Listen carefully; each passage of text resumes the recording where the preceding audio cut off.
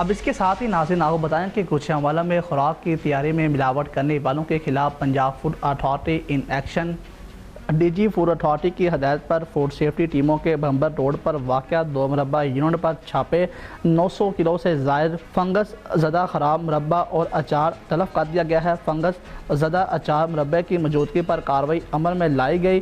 گلے سڑے پھلوں سبزیوں کو ممنوعہ کیمیکل ڈال کر بغیر ڈھانپے رکھا پایا گیا۔ ڈرموں اور ہڈیوں پر موجود مربع فنگس کیڑے مکوڑوں اور مکھیوں کی بھرمار پائی گئی۔ ریکارڈ کی عدم دستیابی اور صفائی کے انتہائی ناقص انتظامات پر کارروائی عمل میں لائی گئی۔ فنگس اور کیمیکل زدہ گلے سڑے پھلوں کو دلکش پیکنگ لگا کر مارکیٹ میں سپلائی کیا جانا تھا۔ غذائیت سے بھرپور اشیاء کے نام پر دھوکہ دہی کرنے والوں کے خلاف سخت کارروائیاں کی جا رہی ہیں۔ شہریوں کی صحت کے ساتھ کھلواڑ کرنے والے جعل ساز مافیا کو خوراک کا کاروبار کرنے کی ہرگز اجازت نہیں دی جائے گی۔